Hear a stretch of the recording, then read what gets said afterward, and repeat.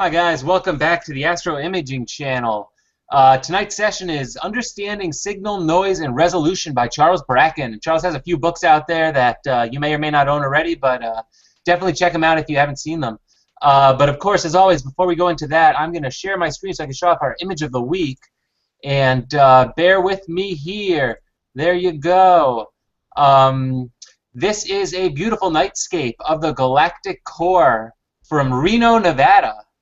So I don't know. I'm surprised you got the Milky Way from Reno, Nevada, but that's a great shot there. I always think of Reno as being all light polluted and lit up, even worse than mine.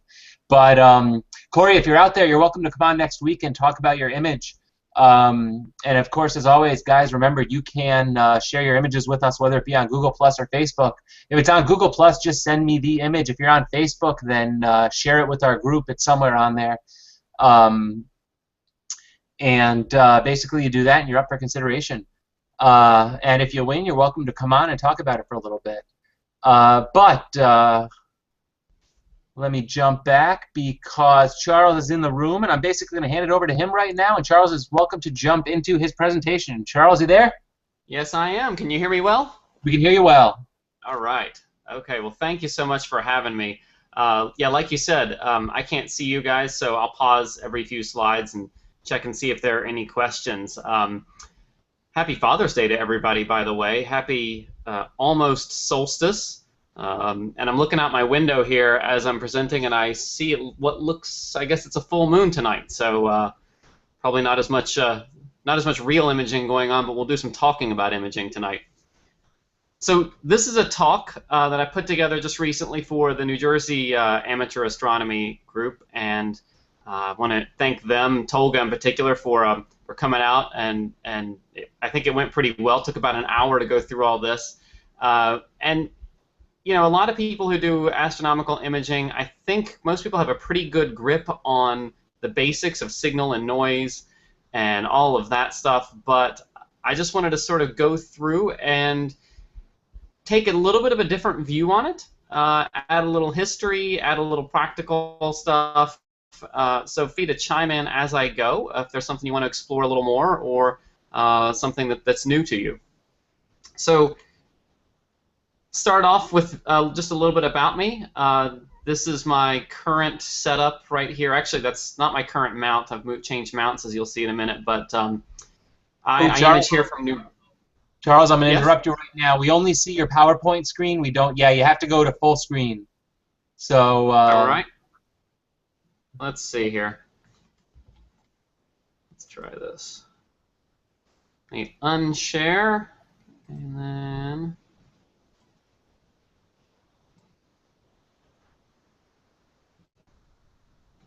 All right, can you see it now? Let me see. Now we see it. Yes, perfect. Perfect. Okay. All right. I heard I could hear my CPU fan revving up there, so I knew something was going on. So here's my front yard. I live here in New Jersey.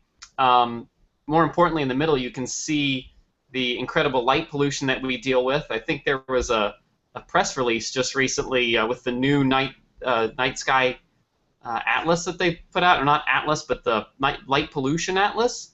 99% of Americans now can't see the Milky Way, which is pretty sad. I can see a little bit of the brightest part of it during the summer, but here in New Jersey we have obviously terrible light pollution. I've put my two books on here, so despite being in incredibly light polluted New Jersey, I'm 40 miles from New York City, I've actually been able to do a pretty good amount of imaging, mostly through narrowband imaging, and so we'll talk a little bit about that as we go and how that can benefit you from a signal-to-noise ratio perspective. So my equipment, just to take a few minutes, I've been imaging for 7 years now. There's on the left you see my scopes, and then I go through the different mounts I've had and the different cameras and the different processing. I won't go into all the details here other than to say on the left you kind of see a trend of ever increasing focal ratios. On the mounts, I think you get steadier and steadier.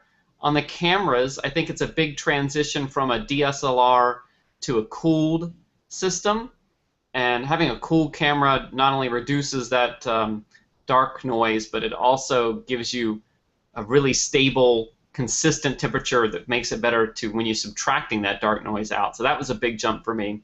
And then finally, I've added PixInsight to my processing, and I think that's sort of quickly becoming the norm. I've got an old version of Photoshop. I just can't bring myself to pay the $10 a month they want, I guess. So that's sort of the history, but we're going to see some of this as we go. I think this is a classic sort of trend, I think, in most people's evolution for their equipment, right? You start off, you get that Schmidt Cassegrain or whatever that you wanted all along, and then you realize, wait a second, refractors and fast refractors in particular might be better for imaging. So pretty soon you find yourself what was once an unreasonable amount of money suddenly becomes reasonable, and 7 years later you own a Takahashi mount and a Takahashi telescope, and you're wondering how you got there. So I hope there are other people out there who can sympathize with that situation as well. So here's what we're going to cover tonight. We're going to start off with a little bit of statistics, in particular a Frenchman named Simeon Denis Poisson. We're going to do a little signal-to-noise ratio, sort of the basic mathematics. We're going to go light in the mathematics and focus more on the conceptual stuff here, but we still have to do some light, high school algebra, which shouldn't be a problem. We'll do that in theory, then we'll look at the real world once you start actually adding stuff in, like read noise and quantization error and things like that. That'll lead us to resolution and sampling. Finally, a little bit about focal ratio, and then we'll try to summarize it into a few unique takeaways. And I would add that all the images you see in this presentation, they're all mine. They've all been taken over the past few years here in New Jersey from my front yard. All right, any questions before I get started? The first question that just came in is, excuse me, I'm eating a red hot fireball. Larry Groom is saying he loves your 2 books. Any plans on making them available digitally? Good question. I'm a little afraid to. In particular, the Atlas, it doesn't render well. The PDFs are really, really large, and the pictures I find don't render well on a tablet or on a screen. The Deep Sky Imaging Primer, I was about to pull the trigger on making it available on Kindle and Apple Books, and then I started reading reviews, and it's sad that Amazon reviews are really important as far as how Amazon prices your book and how they serve it up as a suggestion and stuff. And it seems that a lot of people, any book that has images or diagrams or formatting never seems to render consistently across devices, and then people leave negative reviews for you, and it just seemed like a lot of hassle at the time. But if anybody has any better ideas, or maybe the technology's improved in the 2 years since I last looked at that, I'd love to hear more. All right, all caught up on questions. All right, thank you. Okay, so let's start off with a little statistics here. We're going to start in 1818 and at the French Academy of Sciences. So in 1818, the question of the day before the French Academy of Sciences was they wanted to resolve, is light a particle or is it a wave? So you see here Simeon Denis Poisson, an incredible mathematician. He believed in the corpuscular nature of light that Newton had postulated. And this young upstart, Augustin Fresnel, famous for Fresnel lenses among other things, he did an incredible amount of math, and he was actually an even better mathematician. He put together a dossier showing that if the math was true, that light was actually a wave. So Simeon Denis Poisson was the more established older gentleman. He had a look at the mathematics that Fresnel provided and said, aha, I found your error. If what you say is true, then at the center of a circular shadow, you would find a bright spot due to the interference of the wave nature of light. And we don't see that, so you must be wrong.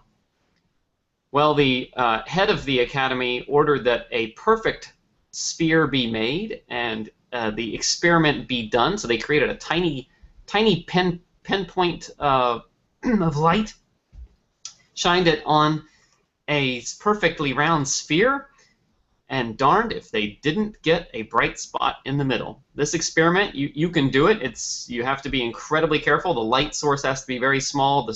The sphere has to be perfectly spherical, but you will get a light spot in the middle. This is a picture of it, and it, unfortunately for Poisson, is known now as the Poisson spot. So Poisson was very embarrassed by this, and he died believing that he had been proven wrong. So it wasn't until 1905 that we sort of truly learned that light has both a wave nature and a particle nature. So Poisson was at least half right. He was somewhat vindicated after his death. And the reason I bring all this up is because the photon nature of light is really important when we consider that what we're doing is actually counting photons. So what we take pictures of are really, really dim. And I thought, well, exactly how dim is it? So I went back through some individual sub-exposures from images that I'd taken in the past. This is obviously an H-alpha image of Cygnus, and you can see the Crescent Nebula there. And I thought, let me go back and see if I can calculate sort of back-of-the-envelope math and see how many photons are really arriving. So I took sort of a medium bright spot there and a little bit dimmer area next to it. And I think what we do as astrophotographers is pretty amazing, because I calculated 45 photons per minute coming from the slightly brighter area and 42 photons per minute coming from the slightly dimmer area. So when you have literally, you're really counting individual photons, you have to be very careful at controlling for all the other sources of noise, and that's why the signal-to-noise ratio that we talk about in astrophotography becomes so important. We're literally counting individual photons here. So more photons will give you a better image. If you can count more of them, you'll make a better image. And we could kind of end the presentation here, right? If you got one piece of advice, it was that take longer exposures. Yeah, that'll definitely improve your imaging. And on the left here, you see a 1 4-minute exposure. This is with a DSLR. I did this experiment years ago, and I took 1 4-minute exposure. And then if you just do basic integration, just averaging of 70 4-minute exposures, you can see how much smoother the gradients are, right? So this is just a law of large numbers.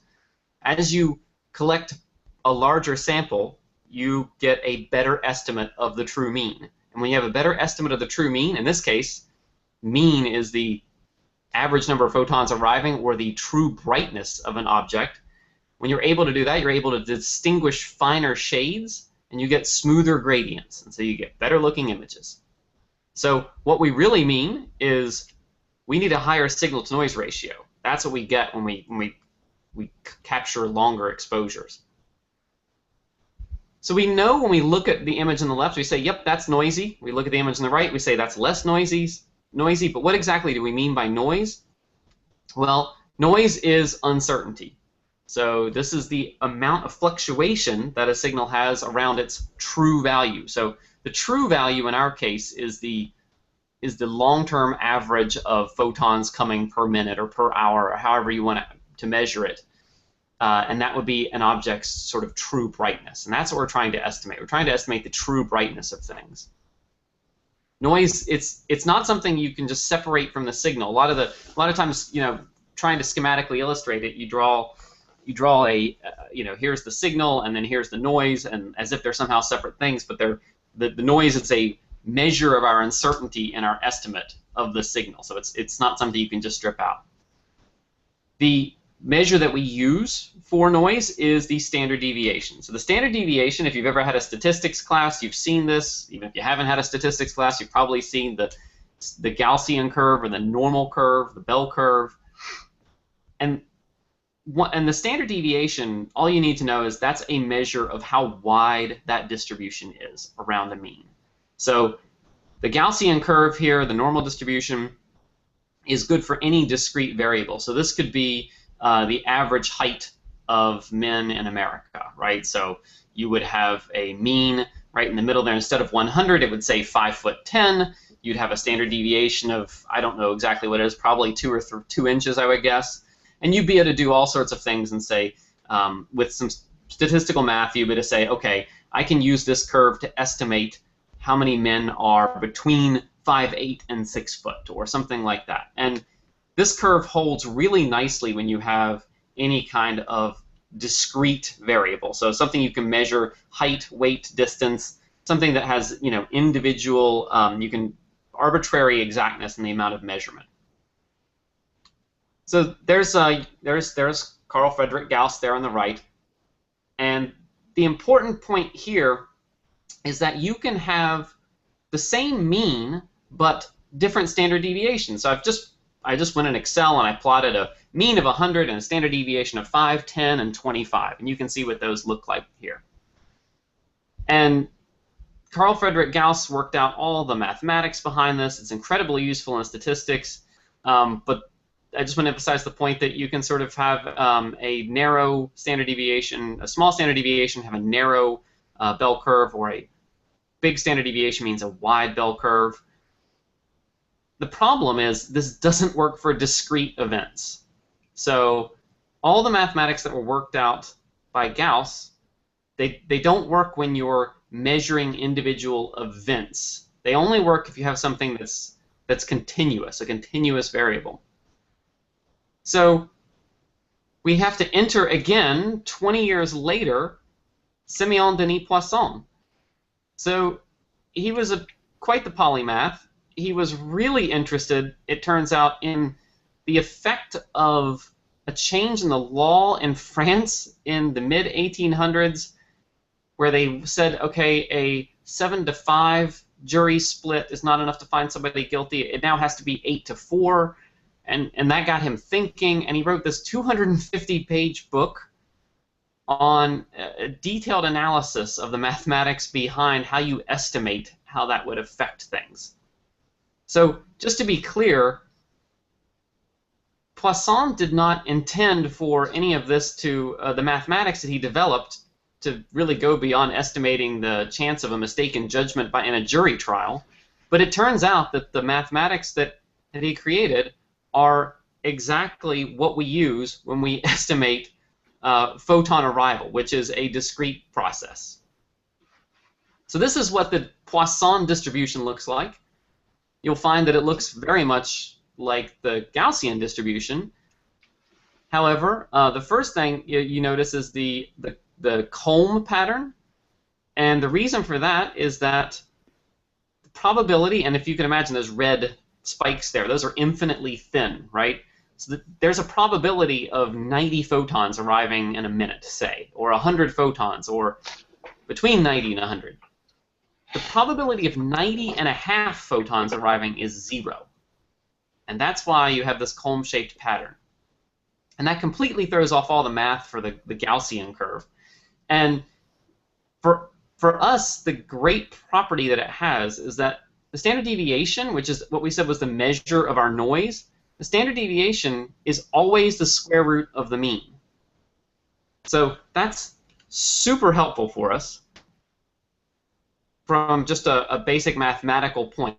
And it also, I want to emphasize the point that it means that the mean and the standard deviation are linked together forever. So on the left, just as a reminder, those are Gaussian distributions. You can have a mean with different standard deviations, different amounts of noise, if you will, different amounts of spread or variation around a mean. If it's a discrete type of event, like photon arrival, the spread, the noise, the standard deviation, the width of that bell curve is inextricably linked to the mean itself, the count that you're getting. So I've plotted here in blue, there's a mean of 100 and the Poisson distribution. And the standard deviation of a Poisson distribution for a mean of 100 is the square root of 100, which is 10. You cannot have a discrete series of events and a Poisson distribution, which is what it would follow, with a mean of 100, and any other standard deviation other than 10. I've also plotted in red, for instance, a mean of 400. And in that case, the standard deviation is 20. And it's always going to be 20 for any sort of discrete events.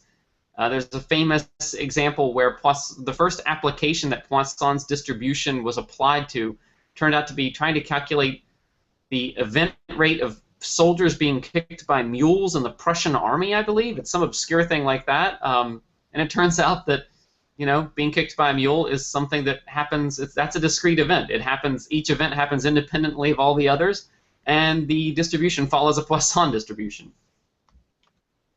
So why all the statistics? Because photons are discrete events. They don't line up regularly like the planes that line up over my house as they're coming into approach on Newark's large airport. They come when they come, and the arrival of one does not influence the arrival of another one. We call that variation shot noise. So that just basically means that if you take a picture that's a minute long, you're going to get a slight variation each time you take it because the photons don't come in perfectly regularly. And because of all this, we can say confidently that the statistics of photon arrival are defined by the Poisson distribution, which makes our life really easy because then we know the noise, the measure of the noise that we use, the standard deviation, is just the square root of the number of photons that we've counted. So before we get into the theory, let me pause again and see if there are any questions. There are no new questions, but I will remind everyone, as always, if you have a question, hover over the top right of your screen. You'll see a little thing you can click and ask. It's called Q&A, and then you can ask your questions, and I'll call them out. And anyone in the room, you know how to do it. Excellent. All right. So let's take a little bit of a look at signal to noise ratio in theory. So this is my schematic. This is what I put together for the Deep Sky Imaging Primer as a way of looking at sort of how does an electronic sensor work at the most fundamental level. So you can see in step 1, those yellow photons, they strike the silicon sensor, and some of them will trigger the release of an electron into the well. A lot of the photons actually bounce off the silicon. That's your quantum efficiency. So the percentage that actually trigger the generation of electron in the well, that doesn't happen 100% of the time, so your quantum efficiency is always a little bit less than 100%. That varies by the angle that the photons are coming in. It varies by the wavelength of the light. The well is not actually, as you can imagine, this is just a schematic. There's not actually a physical well that sits underneath each photosite on the sensor. But schematically, you can see that there is a finite number of electrons that the well can hold, and that is true. So at the end of the exposure, and this is for a CCD camera, you want to count the number of electrons in the well. And a number of electrons is nothing but an electrical charge. So step 3 is that the analog to digital converter tries to quantify the charge that's in the well, which is essentially what it's trying to do is count the number of electrons. And that generates a value. That value is stored at that photosite's position in a file, and we know that the brightness at the measured brightness on a certain photosite was at a certain level, and then you can reconstruct an image from that. So that's the basics of how an electronic sensor works, but it's not perfect. So in step 1, we've already seen photons don't line up perfectly. So each time we take an exposure of the same time duration, we're going to get a different number of photons. There's also read noise, which is sort of just the inaccuracy in the analog to digital converter. So it's not perfect at counting those electrons, and so this gives you a penalty, basically, a little bit of noise for each exposure. So each time you read out the sensor, you're going to get a little bit of additional noise added in. And then finally, there's non-uniformity. So each pixel, each sensor photosite doesn't respond exactly the same to photons. So we're going to do somewhat quickly here the classic 1-pixel example, right? So we're going to pretend that we have a perfect camera, it's pointed at a perfect sky, and one photon generates one electron every time a photon arrives. We're also going to pretend that we're omniscient and that we know that the object we're pointed at has a brightness of 500 photons per minute on average. That's sort of the long-term brightness level of it. Okay, so we're going to pretend that we know that. So we take a picture. We count 490 electrons in our 1 minute exposure. So, all right, we know the true long-term average is 500. So we took a sample, and we got 490. That's about right. That looks pretty good. So we got 490 total electrons in the well. Our estimate of the shot noise is the square root of 490. So that's 22.1. So right now we're guessing. We don't actually know that the long-term arrival rate's 500, but we've got a pretty good guess. We say, okay, it's probably about 490, and if we wanted to say it was plus or minus 22, we'd say, okay, that's about right. We think that the shot noise is going to be about 22, so yeah, it's going to be around 490. Now, the signal-to-noise ratio in examples like this where you have no other sources of noise, it's a little bit mathematically strange, but the signal-to-noise ratio is also 22. That's because you're taking the signal, dividing it by the noise, but the noise is the square root of the signal in this case, so you get 22. So with 1 minute exposure, we get a signal-to-noise ratio of 22. That's probably pretty good. We might be able to make a decent image out of that, but we ask ourselves, what would happen if we took 10 of these exposures? So you can see on the left-hand side, we take 10, we get 490, we get 518, 471, like we could get some different values. We've taken 10 minutes of exposures. Now remember, this is a perfect camera, so we can just you could have taken 600 1-second exposures and it would have been about the same. You got a perfect hypothetical camera here. So we counted 5,034 total electrons. Square root of that is 71, and that's our noise level, but that's also our signal to noise ratio. So we went from, what was it, 22 to a signal-to-noise ratio of 71. And we now estimate that the long-term arrival rate is probably about 503. So we're actually closing in on the correct answer. So we took 10 times the number of exposures, 10 times the duration. Our signal-to-noise ratio went up by about 3.5-fold. Not bad. Okay. So you'll notice that the shot noise is actually higher, but our signal was growing faster, right? Our shot noise is only growing with the square root. Our signal is growing linearly, and so the signal is always outpacing it, and so our signal-to-noise ratio is always going to get higher as we go. So how fast does that grow? With no other sources of noise, our signal-to-noise will improve with the square root of the exposure time.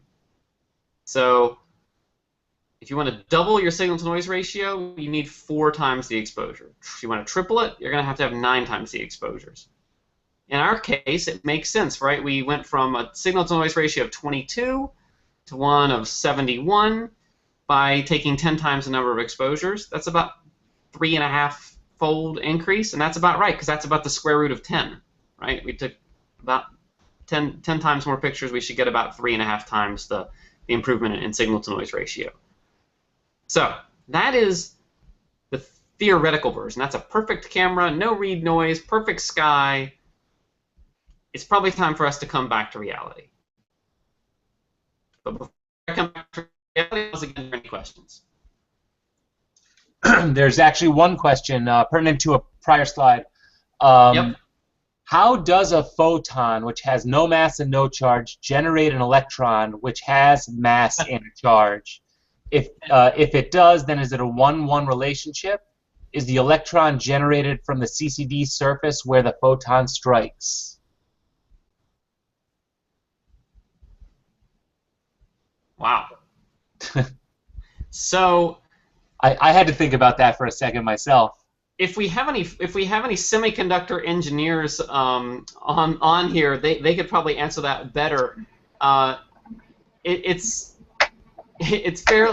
incredibly complex, and I don't fully understand it. I know that the energy of the photon excites the silicon atom's outer valence electrons to a higher energy state, I believe, but I don't know exactly how that leads to the capture of an electron, and that's the magic of semiconductors. So keep in mind that the chip does have power applied to it. It's not the photon which is giving yes, the power. And we do have a semiconductor engineer in the room. of course we do. Yeah, so I don't know that that's probably the best thing to explain in the context of this video. I think that would take a while. But if you want to do some further research, look up the photoelectric effect. There's some good Wikipedia entries and stuff like that, and that'll give you a good kind of brief description of the physics that are actually occurring, on the silicon itself. And probably a great topic for another lecture. Yes, yes. And by the way, the photoelectric effect is actually what Einstein won the Nobel Prize for. It is, absolutely. Yeah. So okay, so let's jump into the real world. Let's add in all the problems that we actually face when we're imaging. So I mentioned before, right? We just dealt with shot noise before. Now we're going to have to deal with a little bit of read noise, probably a little bit of pixel non-uniformity. But the biggest bugaboos that we're going to have are actually the other sources of signal. So on the right-hand side here, I've created this little schematic, right? So in purple, you've got your photons coming from deep space somewhere. Those are the ones that you want.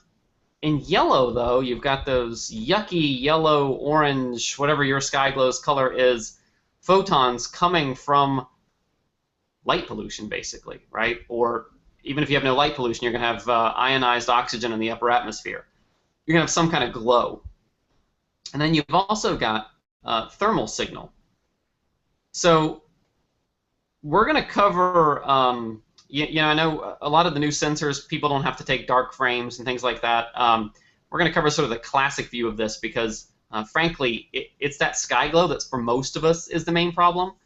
If thermal signal, hey, if it's not a problem with your new Sony chip, that's great. But we'll talk about why you should probably take darks anyway in a minute. So here's a more realistic exposure. So we point our camera up to the sky for 1 minute, same object, but this time we get 1,161 electrons. Now, let's pretend that we can, we can't sort those electrons out, but let's pretend that we kind of can, or at least make an estimate of it. So here's our estimate of what that new exposure is actually composed of. So we said before that our object is emitting about 500 photons per minute. We're going to assume that our quantum efficiency is really good here, and that that generated about 500 electrons. But we also, let's say, we also got 600 from the sky glow. And the latent heat around our sensor generated another 100 electrons in the well. So those are 3 different signals. And each one of those signals is going to have its own shot noise. In addition to those 3 signals and their associated shot noise, we've also got read noise, which, is that little error that we have when we try to read out the total. And then we also have quantization error. So quantization error is generally not a problem for most modern sensors. We don't really have to get into it, but just know that if you have a full well capacity, let's say of, really doesn't matter the number. If the full well capacity, the number of electrons that your well can hold, doesn't perfectly match up with the number of possible electronic values, called ADUs, analog to digital units sometimes, but if there's not a perfect matchup between those two numbers, you're going to have cases where the same count of electrons will read out to the same number of ADUs. And so that's just sort of that imperfect matchup. It's not, in practice, a huge issue for us. It's sort of the least of your concerns, especially given, if you look here, how bad sky glow is. So the bottom line for this, without going into too much of the details, is that our signal-to-noise ratio here is 34. And that's not exactly true. So the square root of 1161 is indeed 34, but all that's telling us is that that's how certain we are that we've estimated the total of all this crap combined together. It's not actually the part that we want, because what we're really interested in is only the signal from the object that we pointed at in the sky. later on in image processing, that signal from the sky glow, you're going to set your black point to get rid of that, or at least most of it. The thermal signal you're going to take out in calibration. So those are going to go away later anyway. So you can't get rid of the noise that came with them, though. So they're somewhere buried in that 1161, and there's uncertainty in that total, and you really can't get rid of it. So we also have to add in the read noise. So technically, our noise level is not 34. We need to make it 44 because, you know, there's just some extra error in reading out the exact number of electrons there. So we have to add that in too. So our actual noise is about 44 instead of 34. And if we do the math and say the signal we're looking for is really only the 500 photons, hopefully generating 500 electrons from the object, and our noise, now that we add in read noise, is more like 44, our signal to noise ratio here is actually 11. That's probably not a great image. So you see how sky glow, thermal signal, read noise, all these things really can ruin your day if you don't have Hubble, if you don't have the Hubble telescope, and none of us do. So I want to look at just another way. I'm a very visual learner. I also created this looking at it as bar charts. So our target signal there's 500, and I put error bars around it to represent the noise. So on the left you see there's the target signal, and you see that's plus or minus the square root of 500. Sorry, the target signal. Then sky glow is 600 plus or minus the square root of 600. Thermal signal's in red. That's 100 plus or minus 10, the square root of 100. And then read noise, it has no signal at all, but it's just sort of pure noise that gets added in. So again, if you think about it, I mentioned that you're going to set that black point in your final image to sort of subtract out all that sky glow. And that's great, but two things happen when you do that. Number one, you've lost a lot of dynamic range, right? So each well in the photosite, so your sensor can only hold so many electrons, and you've wasted a whole bunch of dynamic range there by filling it up with sky glow photons. Also, the error bar on the purple part, which is the target that we want, now that we've set the 0 point there where that black point where the arrows are, now you've got these giant error bars on your purple target signal, way bigger than they were if you look over on the left when you just consider just the shot noise. So now that's going to create a much noisier image. So the exact levels of noise, right? So you've got square root of 500 on the left, that's 22. Sky glow square root of 600, that's 24. So that's just looking at the shot noise levels. Thermal signal is shot noise of 10. Read noise adds just a pure 10 to the noise. And you get a total noise of 44. So the mathematically observant would say, wait, 22, 24, 10, and 10, that's 66. Shouldn't the noise be 66? No, if you've seen this before, noise adds in quadrature. It doesn't just add linearly. So you basically square each noise component, add them together, and then take the square root of the sum. It's kind of mathematically interesting. I don't know how practical it is for us to know, but it's just worth noting so that the math works out on the slides. Not something you deal with too often in practice, I suppose, unless you're an engineer. The reason for that, the rationale for that, is that we know that we don't know where the electrons came from. Like, we don't know whether that came from a sky glow photon or a target photon. So you can't. We know that if you have a signal of 500, the square root of that is 22, and that's the total. But if you had if you had 1,000 photons, you still don't know where they're from, and the square root of that is still, or the noise of that is still a square root of 1,000.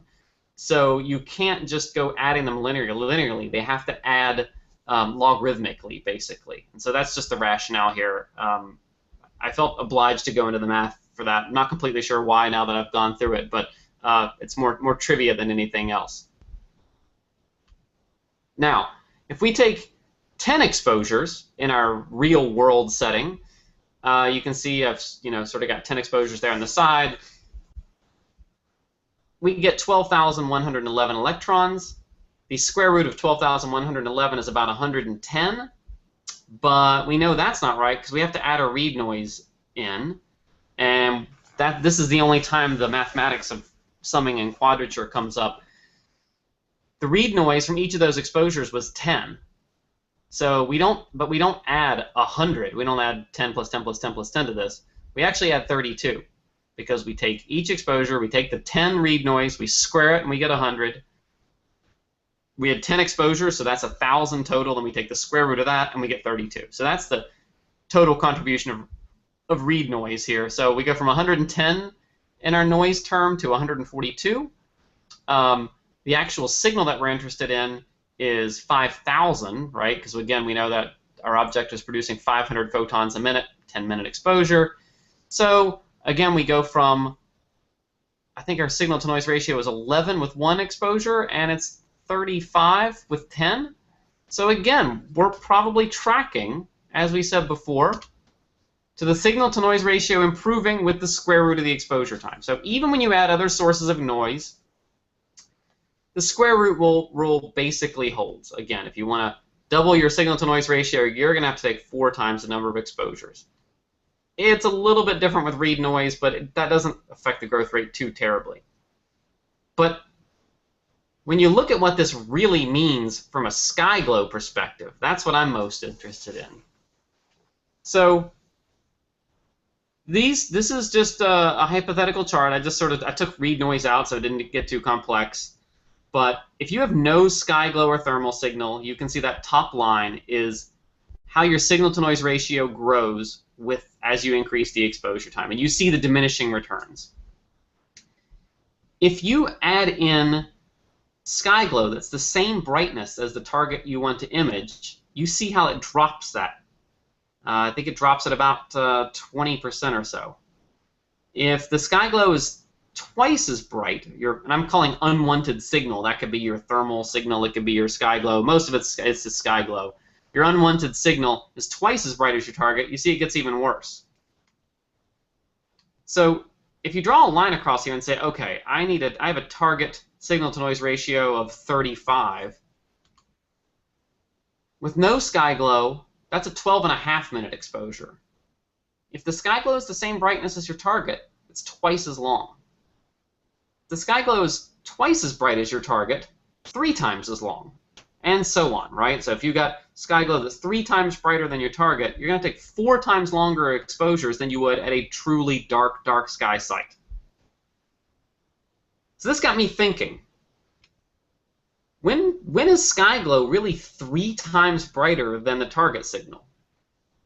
So probably not in the brightest parts of your object, but in the dimmer areas, absolutely. You're going to have this all the time. 3 might even be conservative, depending on how bright your sky glow is and how dim what you're trying to image is. So that also got me thinking, how can we quantify this?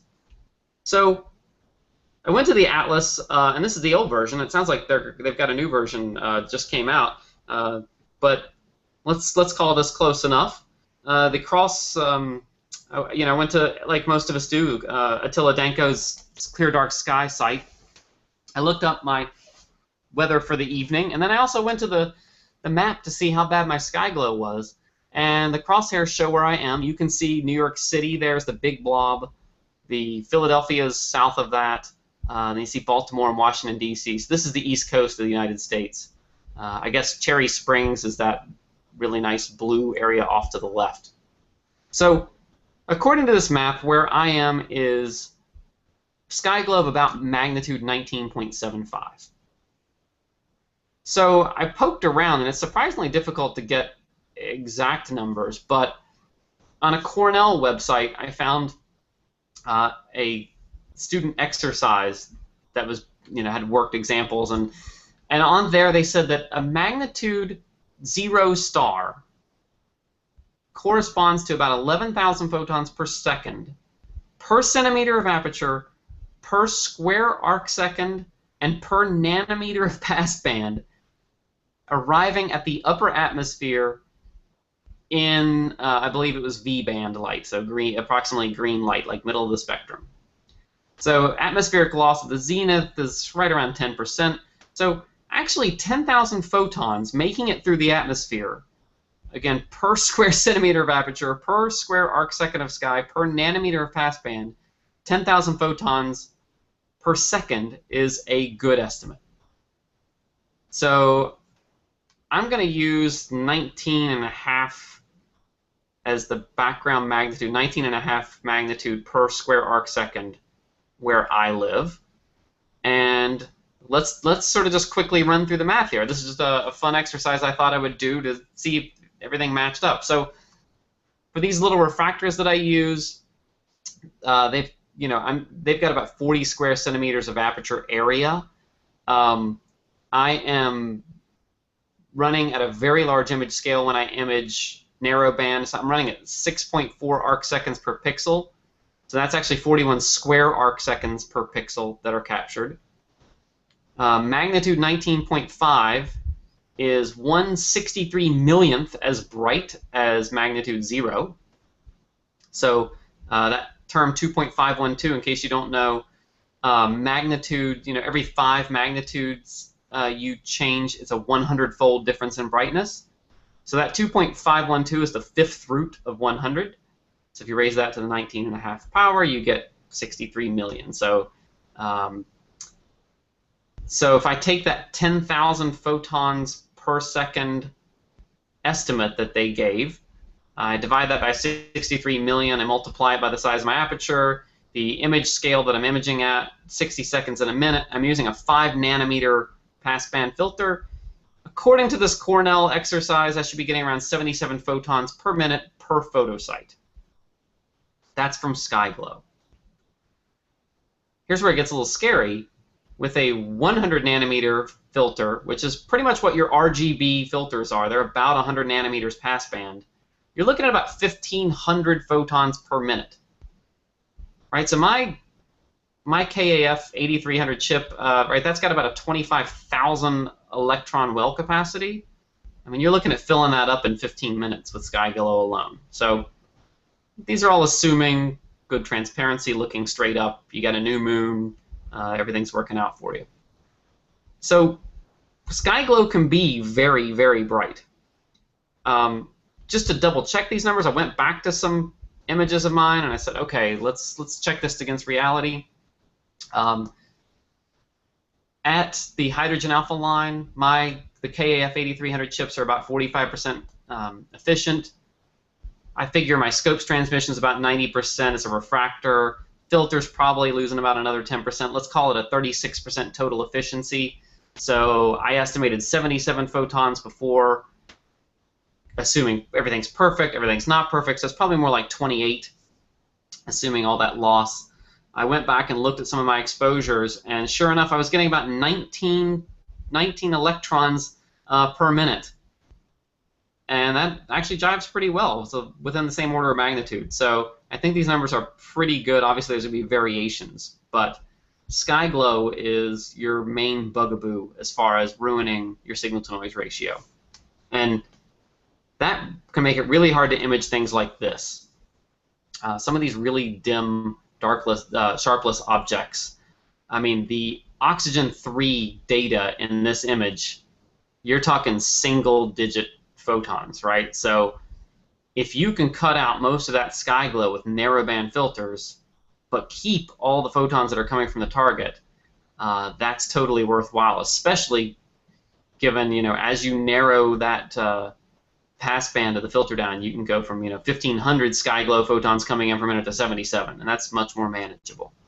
So I just created a little schematic to show, and this is also in the book. On the left, you see that's the light from an emission nebula, right? So you got your H-alpha line. It's only emitting at that one wavelength. That's it, right? H-alpha, and then you see a discrete emission at oxygen 3. There's probably nitrogen and sulfur emissions in there too, all very dim. But the main point is that when you capture the light through a narrowband filter, you're only capturing the light from the one emission line. But it doesn't matter for an emission nebula because that's all it's emitting at. So you're capturing almost all the light it's emitting. Whereas for the sky glow signal on the right, that's a broadband source. And if you can use an narrowband filter to filter out 95% of the light coming from sky glow, you can really improve your signal-to-noise ratio.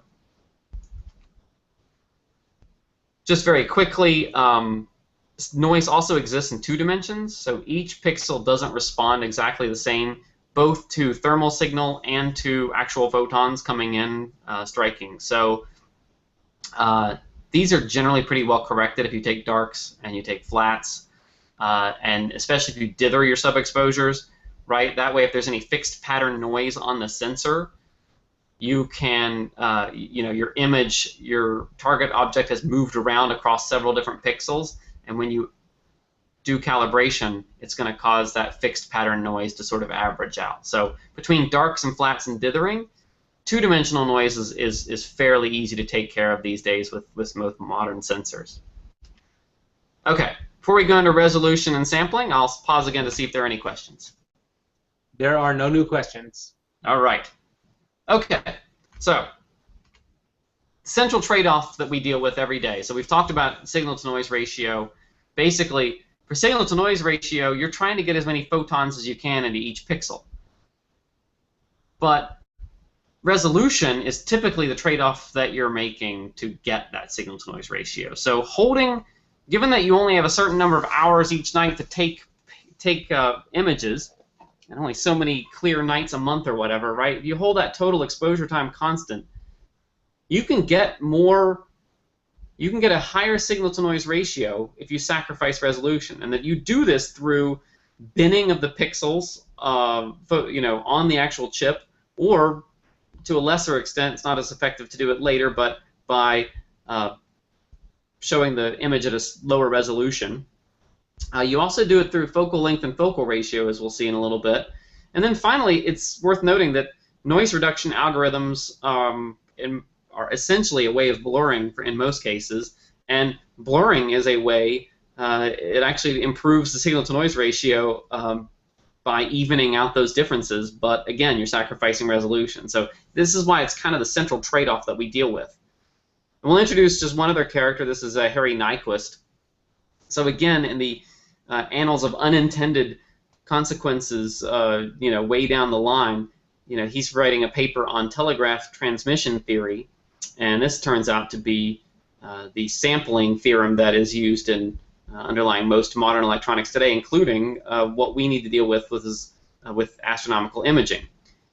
So then, in a nutshell, the Nyquist theorem, Shannon-Nyquist theorem, as it's now known, says that for a one-dimensional signal like a telegraph, you need to sample at a resolution that's twice as small as the smallest detail you want to resolve. And the classic example of this is that so the human hearing can go maybe as high in pitch as 20,000 hertz, 20 kilohertz. So CDs are sampled at 44 kilohertz, right? So you could accurately reconstruct the most that the human ear could hear, approximately the finest detail, by sampling at that rate. For 2-dimensional signals, which is what an image is, basically, there's some debate as to the exact number, but somewhere in the range of 2 to 3 times the resolution of the smallest detail you want to resolve for your sampling rate is deemed to be appropriate. So there's a big difference, though. When you're thinking about sampling, undersampling means you've basically got pixels that are too big, photosites that are too big. And you're doing that and you're getting a great signal-to-noise ratio, but you're losing resolution. And that's a trade-off you can choose to make. Right? If you want to have square stars or you want to have loss of detail, that's something you can choose to do, and you can just sort of choose the resolution you display the image at. Oversampling, however, it's important to note, you're losing signal-to-noise ratio in each pixel. However, you're not actually resolving anything more. You can't resolve something that's not there, something that's already blurry. And that's why oversampling is basically, you could say, to simplify it, always bad. So when are you oversampling? In general, if your image scale is 3 times the true resolution of your seeing, your sky, or your optical system, you're probably oversampling. There's the formula for calculating your image scale. But then the question comes up, well, what exactly is my true resolution? Like, what am I dealing with in my sky? And this is how I look at it. So on the left, at the top, you see there's 2 stars out in space. That's what, that's sort of what they actually are. The light goes through the atmosphere. It gets blurred a little bit as you go downward. It goes through your optics, and your optics can only resolve so much. And then it goes to your sensor, where the pixels have to be small enough to see that those are 2 separate stars. Now, there can be a couple rate-limiting steps. In column B, you'll see where the atmosphere is the rate-limiting step. So those 2 stars look distinct in space, but looking at them through our atmosphere, they're just a blob. So at that point, it doesn't matter if your optics are super great. And by the way, the quality of your optics, but also the size of the aperture determines the resolution. But it doesn't matter because it's already blurred. So it doesn't matter if your sensor has tiny little pixels. You're not going to see something that's not there. In column C, you can see where the atmosphere is fine, but your optics either aren't of high enough quality or the aperture is too small to resolve those two stars as distinct. And again, it doesn't matter if your pixels are really small at that point. You're not going to resolve the difference because you lost it further up the chain. So those B and C are 2 examples of oversampling, and that's wasted signal to noise ratio. Column D is undersampling. So the atmosphere, you can still see the 2 stars. The optics, you can still resolve the 2 stars, but you've got giant pixels, and so you can't tell the difference between them at the sensor level. And again, that's something you can choose to do. That's okay if what you're trying to resolve is really big and really dim. I didn't show poor mountain tracking, but that's also important. Never underestimate the blur that can be imposed upon your stars. Even if your optics are great, you got desert skies. If you don't have a good mount, you're not going to see any of this. So this is a handy chart that I just put in the book, and this just sort of gives you a sense of most people seeing is around 2 to 3 arc seconds. Those of us who don't live in the desert, so you can sort of look at the size of your pixels on the size of your photosites on your camera and the focal length that you're imaging at. Sort of look at whether you're probably in the good zone or bad zone depending on how your seeing is. But realistically, if you're getting much below 1 arc second per pixel, definitely if you're below half an arc second per pixel, there's a good chance you're oversampling depending on what you're doing. Okay. Last topic, but before I go on, I'll pause again for questions.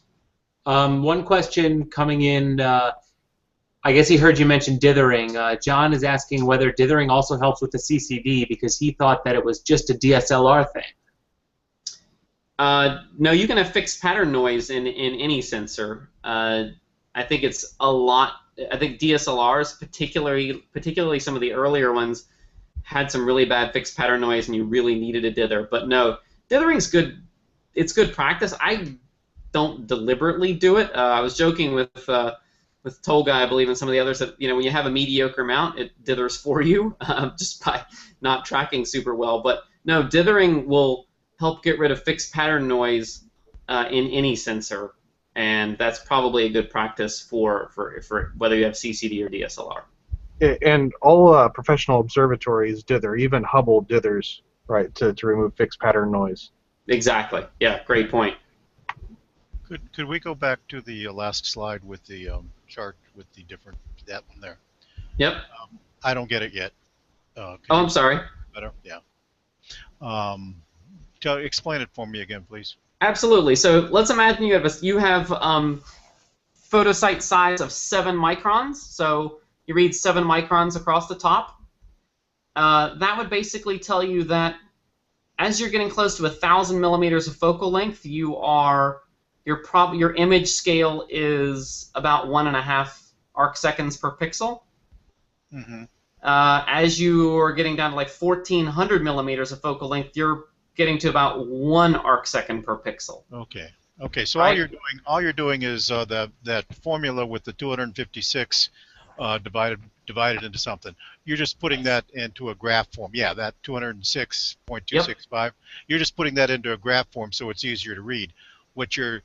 Now we go back to this. What I have to just go out there and do is decide, well, my typical seeing is at about 2.0, and so I need that. Then I decide where to go. It wasn't as if Exactly. the green meant okay and the yellow meant no, poopy. It was okay. I was reading it wrong in that respect. Oh, sorry. Yeah, it's not. I've actually. It's not the first time somebody's misread the chart. Yeah, I should, especially on the slide, put some better legends on it. Okay. All you're doing is doing the math for us, so we don't have to redo the math over and over with the 200. Exactly. Okay. And I actually created this when I was shopping for a new CCD camera, and I marked on here like what scopes I had, and I was like, okay, so I've got a scope that's like 1600 millimeters. I got one that's like 500. And then I was able to look at different cameras and see, like, oh, here's what my image scale would be. Oh, yeah, that looks good. Yeah. Okay. Thank you. Yep. Okay. So the last topic is focal ratio. And that enter at your own risk warning, that's not for you. That's actually for me. I'm not even sure I want to go here sometimes. So as soon as you say focal ratio, I think internet forums gear up for battle. This is just this incredibly contentious topic. I'm not even sure exactly how it became so contentious, but let's take a stab at it. So this is a picture of the Cone Nebula in the whole Foxfur area. This is in H alpha, obviously. For some reason, it seems to get used in these examples a lot. Let's zoom in on one little patch of sky. Just the cone there. So we'll take that arbitrary patch of sky. So let's discuss what aperture does. So aperture is determining the flux that you're receiving per angular area of sky. So if you have a smaller aperture but the same focal length, you are going to see a dimmer image. I think that's fairly obvious. That for most people, especially if you were formerly a visual observer, that makes sense, right? Smaller aperture, I get a dimmer image. So we've got our arbitrary patch of sky on the right, and you can see the photons moving toward the left. You just got a smaller bucket. You're just not capturing as many photons, and therefore the projected image on the far left of the slide is dimmer for the smaller aperture. So far, shouldn't be controversial. Now, the focal length is determining the angular resolution at the sensor. So at the top again, we have our telescope that we had before with a big, large lens. If we keep that big, large lens but reduce the focal length, we are going to have a wider field of view because the angular resolution has changed. So you're projecting a smaller image. You can even think of this, pretend there's not even a CCD there. You can just imagine you're in a dark room and you're just projecting the image onto a wall, right? So you're going to get a wider field of view because the image is going to be smaller because the focal length is shorter. And therefore, if you divide this up into pixels, each pixel is going to cover a larger area of sky. Larger area of sky is going to mean more photons. Focal ratio uniquely determines, independent of focal length or size of aperture, the focal ratio uniquely determines the flux per sensor area. So when we shortened that focal length, keeping the aperture the same, we actually reduce the focal ratio. That produces, for each square area of that image, or that projected image, right, which would be like what a pixel would receive, it covers a larger area of sky, and therefore it's collecting more photons. And I said that it uniquely determines the flux per sensor area, so the brightness at the sensor. If you were to take two telescopes of the same focal ratio, so if you have an f4 telescope and an f4 telephoto lens, and you point them at the same object, the f4 telephoto lens with its tiny little lens will produce exactly the same brightness for a given object in the sky, but at a different resolution because it's projecting it smaller. So the way that I think about focal ratio is a measure of, it's how you're concentrating the light at the sensor. And it's a way of answering the question of, do I have enough aperture to support this focal length?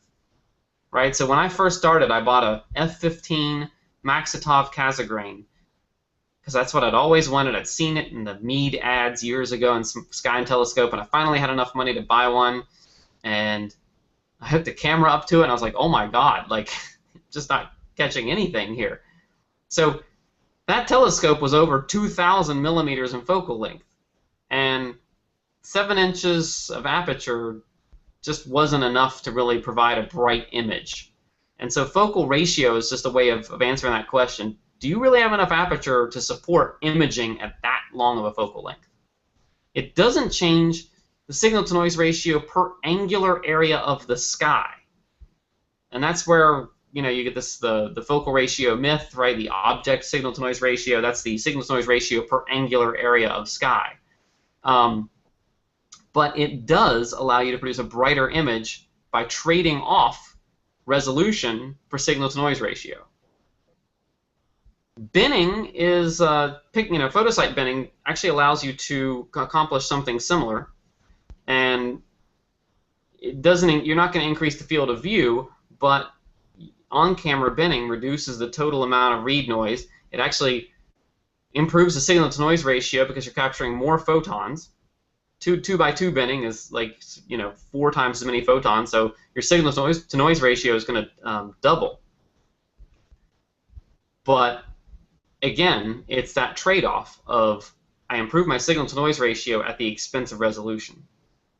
And binning later on is a similar effect, but you don't get the read noise benefits. So without going into all the details, let me show an example. So this was taken from my backyard with a Canon 6D and an Astronomic CLS filter with a telescope of 48 millimeters of aperture. And this was taken in 2 hours. So that 48 millimeter telescope is also known as a Samyang 135 millimeter telephoto lens, right? And that's really a tiny, tiny aperture to be dealing with. But you can go very, very deep if you sacrifice resolution. So let's also look at that sacrifice in resolution. So each of these objects in this image could be a target in their own right, right? So you could zoom in on any of these with a larger telescope, and they're worthy targets. But here's what M78 actually looks like. So I sacrificed a tremendous amount of resolution in order to get the depth that I got. And again, 2 hours probably really wasn't enough. You can see some streaking, banding here and stuff, but listen, when you zoom out, it's not so bad, right? So the lesson here is if you want a good image of M78, 48 millimeters of aperture is not going to do it. You need a fast focal ratio at a longer focal length to be able to do that. Okay, so let's just distill this down into a few takeaways. So the first is to go long. When I first started imaging, I thought, wow, I'm going to get out here, I'm going to image one object for an hour, I'm going to jump over to this other thing, I wanted to capture as many as I could. And you kind of realize that, listen, we're photographers, but of objects that are kind of available to anybody who can see that part of the sky.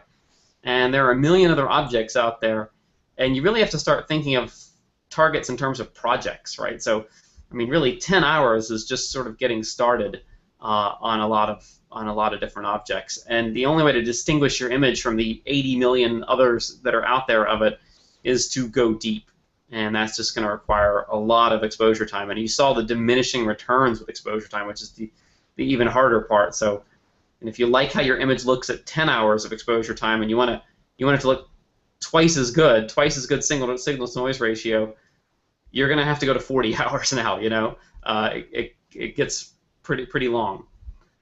Go fast. So you really do, you know, pixel or photo site signal to noise ratio really does matter. It helps you overcome read noise if nothing else, but it also allows you to make that sacrifice, give up a little resolution to get a cleaner image. And I've had more fun with small, fast scopes. Everything just seems so much easier. Your objects just stand out, especially if you're imaging really big objects. I've had so much fun with narrowband filters and really fast scopes. F4 is just a joy compared to, you know, even F6. Moving to a cool CCD camera was one of the best things also that I did, and part of that is, yeah, you get to reduce the read noise, or, you know, sorry, the thermal noise by cooling the sensor. However, also having consistent, controllable temperature meant that your dark frames suddenly work. When you subtract them, it works a lot better because you've held the camera at a consistent temperature the whole night, and you know your dark frames match exactly. Go steady, so prioritize a great mount over optics. You can't emphasize that with beginners enough. When I went from I had an LXD 75, I think, to start out with, and I went to the C-Gem. I thought the C-Gem was the greatest thing since sliced bread because I only had to throw out 10% of my sub-exposures. And then I moved to the Takahashi just recently, the EM200, and I realized what I've been missing all these years, that stars were actually smaller than I ever thought they were. And then finally, for narrowband targets, you are limited. There's, you know, it's mostly this, you know, summer, fall sky and winter. Spring's kind of galaxy season. But for those narrowband targets, having those narrowband filters really makes me feel like I'm in the desert sometimes, right? I can image as if there were no light pollution at all. I can image. I have 3 nanometer passband oxygen 3 and sulfur filters, and I can image oxygen 3 during full moon. It's just amazing, and that was also one of the great joys of discovery. Aside from fast telescopes, when I started putting narrowband filters on there, it limited what I could take pictures of, but I felt like I wasn't in New Jersey anymore. So that's been pretty amazing. So I said at the beginning, it's an extraordinary pursuit what we do. We're taking pictures of things where you're counting, you know, almost individual photons. I'd say that's pretty extraordinary, and the fact that we can do it at all is a real testament to everybody's effort and all the technology that goes behind it. So I really think this hobby is quite an interesting thing, and I think you probably found the same thing when you hopefully print out those pictures and hang them out on your wall. So I hope this was a helpful presentation for you, and I'll take questions again. Thank you, Charles. That was a great presentation. My first question is gonna go straight to your system. You're using dual William Optics Star 71s, it looked like. Yep. With dual cameras. Are they both 8300s? Yep. So what I did was I have a SBIG camera on one side and a QSI camera, or QHY camera, QSI camera on the other. And that seemed to prevent software conflicts because I'm actually driving them both with CCD soft. Mm-hmm. So I found that having those two different brands, they communicate a little bit differently, but the images use the exact same chip. So I can use the same software to drive both of them, and then the images combine perfectly in post. Yeah, that was actually going to be my question, was what acquisition program, and are you doing it because of conflicts? Because that's something you don't anticipate, but I know that happens. Yeah, I've got a pretty primitive setup. I've been meaning to move to one of the newer pieces of software that allow you to sort of, you know, plan your night in advance and really do mosaics for you and all that. I'm just using CCD soft, you know, what comes with your SBIG camera when you buy it, and you're running 2 instances on there right now. It's pretty crude. Yep. And of course the dual William Optics. So you've got 2 fast scopes, so twice as much data. Yep. And it's a fast scope, so you're getting more data than otherwise. Yeah, and for those narrowband targets, right? When you're already making a 3 or 4 night project out of it, to have 2 scopes, I'll run one of them oxygen 3 the whole night, and then I'll run the other one alternating between sulfur and hydrogen, and then the next night I might run one of them red green blue all night, and all sulfur 2 on the other one, right? And yeah, it's like getting twice as many nights for one. Yeah, and we don't get many of those anyway. No. And I think you said you're skipping tonight because of the full moon, right? I'm actually so this is terrible. I'm moving to the only place worse than the East Coast of the United States for astronomical imaging. I've taken a 2-year assignment in the UK starting month, so all my stuff is packed up right now. Aha. Yep. Yeah, we. But I could. Yeah. I could be out there right now. Yeah, I don't know. I might go. I don't know. I was looking for the moon, but can't see it yet. But it is clear, which is kind of rare. Last night too. Yeah. Tell us first. Tell us about your books. I'm guessing that this session went a little bit into your first book, but the Atlas. Tell us a little bit about the Atlas. Is it Deep Sky Atlas? The Astrophotography Sky Atlas. Sky Atlas. Okay. So the inspiration for that book was, so I was actually working on the second edition of the first book, which I'm still working on, and I was getting frustrated because when you're narrowband imaging, a lot of the stuff you're looking at is just not prominently featured in most of the printed atlases. And I like to have that printed atlas while I'm like sitting downstairs and I'm like flipping through. There's great software, there's great internet sites that allow you to do some of this stuff, but what's emphasized in most atlases are like the Messier objects and a lot of open clusters, and like, who wants to image an open cluster most of the time? So I said, well, these sharpless objects are pretty cool, and I started looking for pictures of them, and I found that a lot of them weren't even plotted. So most of my atlases, the image that I showed you, I think that was H2 132, sharpless 132, it wasn't even plotted in one of the atlas, and I'm seeing beautiful pictures of people taking online. So I went through, I actually hand traced the coordinates by hand for all the sharpless objects, all the RCW objects, all the Able planetaries. I literally went through like 700 objects. I hand traced. I wrote software to then read those tracings, plot them. Then I plotted the stars in the background and basically created an atlas. Takes out all the clusters, takes out all the double stars, things like that imagers aren't interested in, and plots really, really dim emission objects and all the galaxies. So it was just my attempt to create an atlas for the photographers, the imagers out there, especially the narrowband imagers.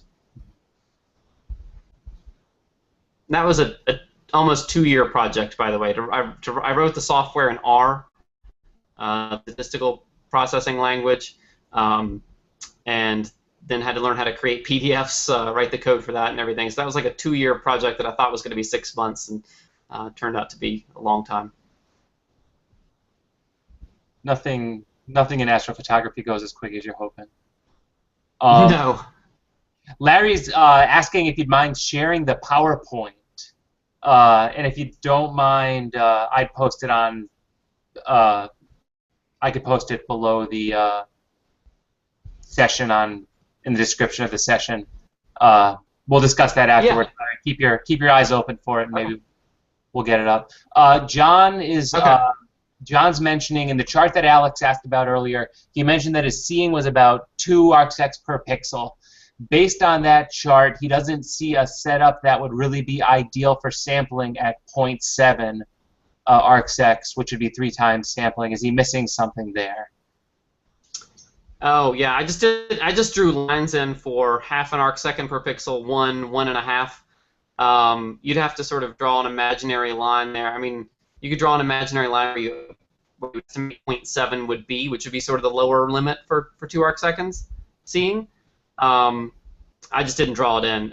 Really, if you wanted to get to the details, you probably just use the formula. Yeah.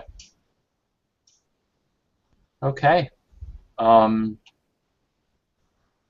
we've basically caught up on the questions. Anyone in the room have any questions?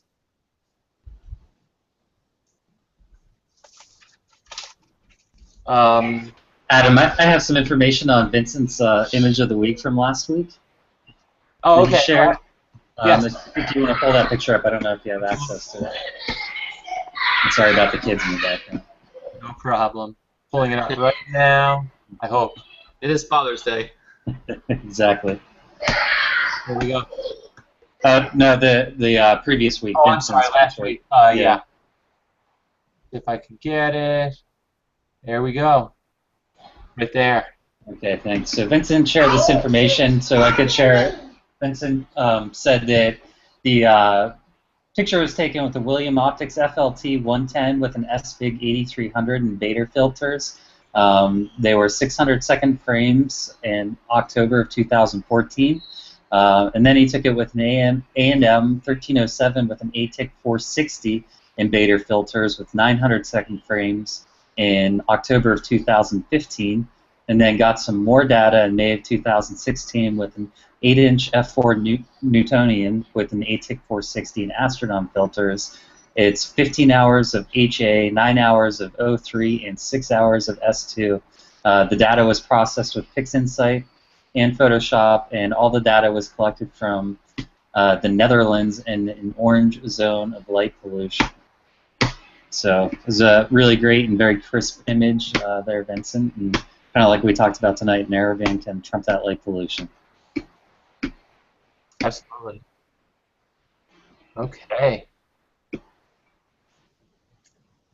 Oh, let me see here. Getting my screen back. So I haven't scheduled anything yet for next week, but here's what I think we're gonna do. I got myself a new flat panel.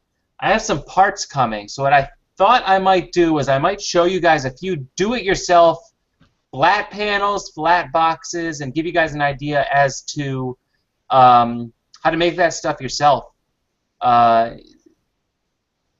You know, they sell them online, and if you don't want to tinker or do any of that stuff, then you don't have to. You could buy them online. Flat boxes, I don't even know if they sell flat boxes online. They're a little bit more do-it-yourself stuff, but I've done them all. So, or if you want to do it the even less do-it-yourself way, you could use a T-shirt, but then you're relying on Twilight, or it's a little bit harder to do it that way. So I'll show you some options on that. I'll schedule that. And then in a few weeks we have some cool stuff coming, but you guys keep your eyes open for that. John, Adam, there is a follow-up question back on the presentation.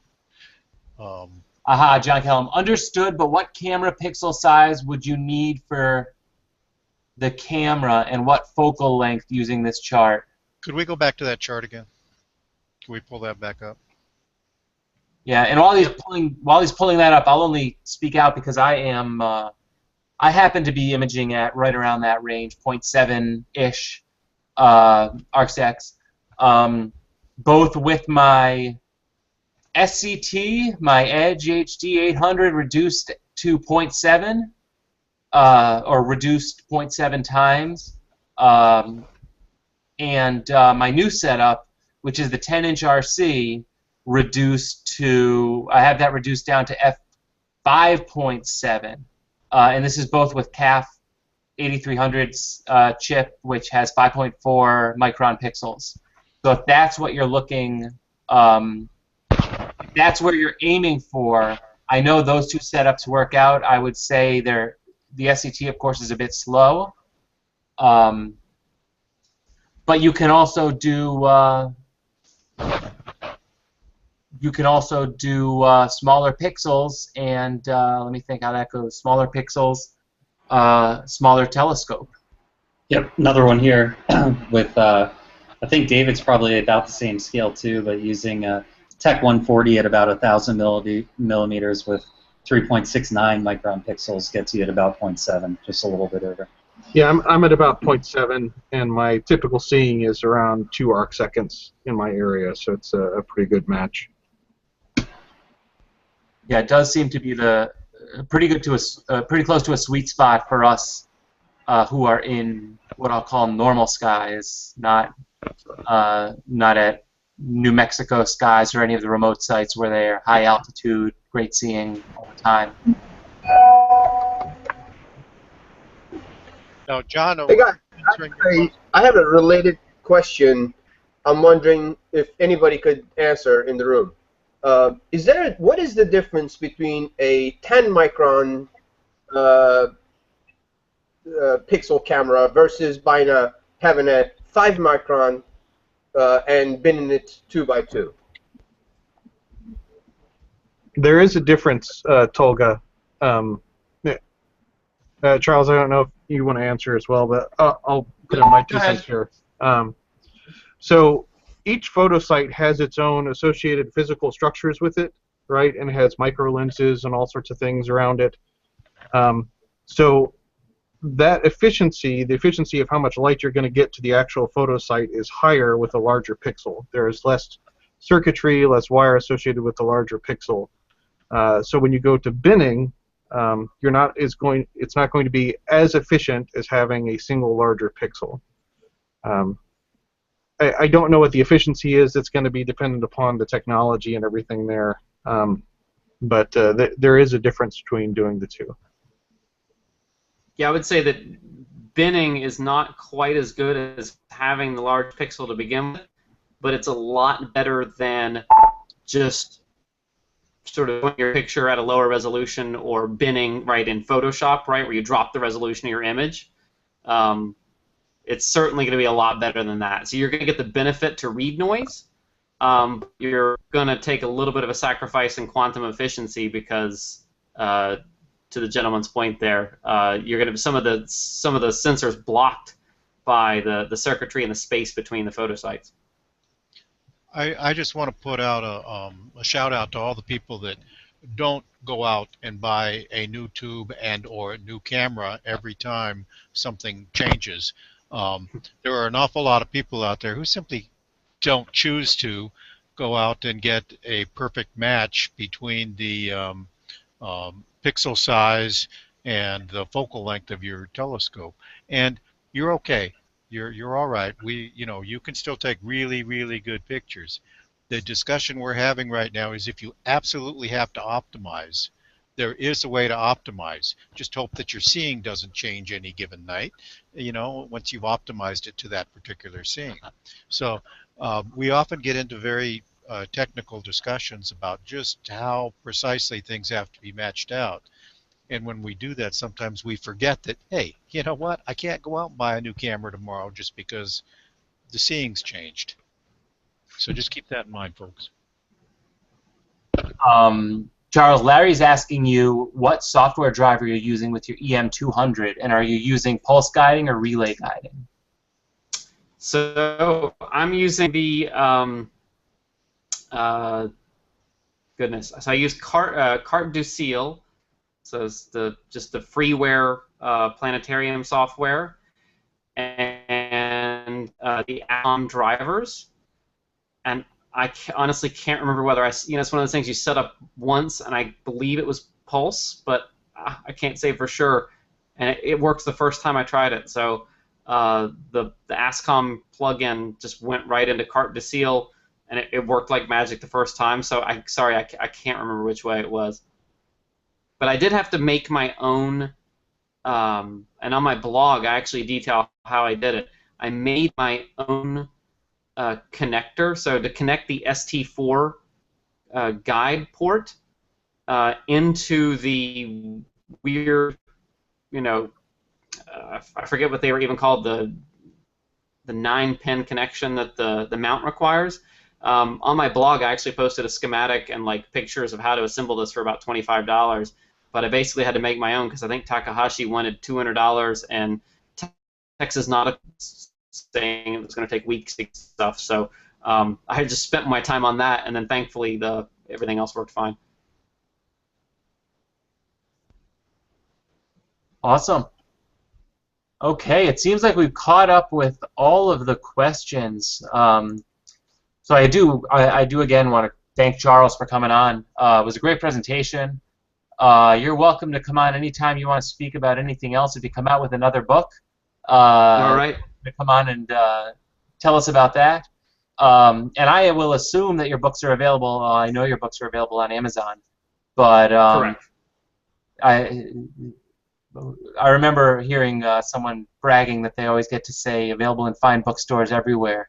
These days, there are not many books available in bookstores everywhere. It's Amazon you go for books, but definitely. It's Amazon, or you can email me and I can send you a copy. There you go. There you go. Awesome. Well, thank you guys for coming. We'll see you next week, and yeah, you know the routine. Submit your images to Image of the Week. If you have any ideas for sessions, let us know. Any comments, shout out to us, and well, I guess that's it. See you next week. Thank you.